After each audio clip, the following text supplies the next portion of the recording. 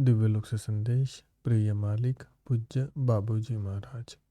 शुक्रवार 19 मार्च 1999 प्रातः 10 बजे।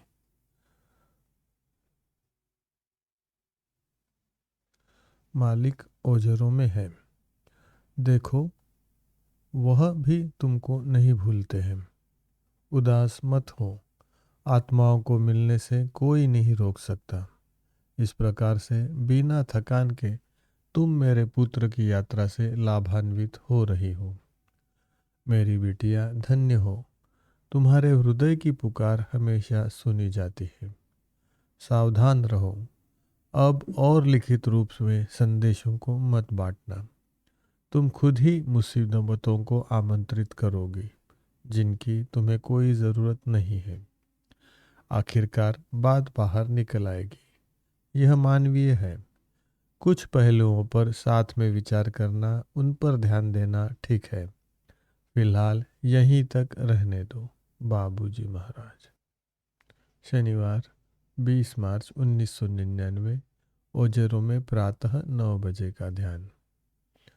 माध्यम कहते हैं, बाबूजी, मालिक से मिलन के इस क्षण को मैं कब से इंतज़ार कर रही थी और मैं ध्यान नहीं कर पाई। बाबूजी कहते हैं, तुम अच्छी तरह से लिखती हो, इसलिए लिखो। एन मरी को आश्वस्त करो कि हालांकि वह यहाँ पर रुक गई है, उन्होंने कुछ भी नहीं खोया है। इसे इस तरह से ही होना था। उन्हें धन्यवाद दो। सब कुछ मायने रखता है जब कोई काम दिल से किया जाता है।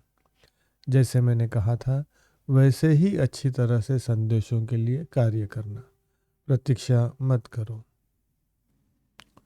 एक दिन ऐसा आएगा जब डरने की कोई भी बात नहीं होगी। तुम यह जानती हो कि मनुष्य विश्वसनीय नहीं होते हैं, यहाँ तक कि सबसे श्रेष्ठ मनुष्य भी। मेरे पुत्र का आगमन सफल हुआ है। ऐसे प्रभाव इसी का प्रतिफल है। हम खुश हैं। उन्होंने भी ऐसी ही उम्मीद की थी। कार्य अच्छी तरह से आगे बढ़ रहा है। वह एक खूबसूरत उत्सव की तैयारी कर रहे हैं जो कि धरती की ऊर्जाओं के लिए महत्वपूर्ण होगा।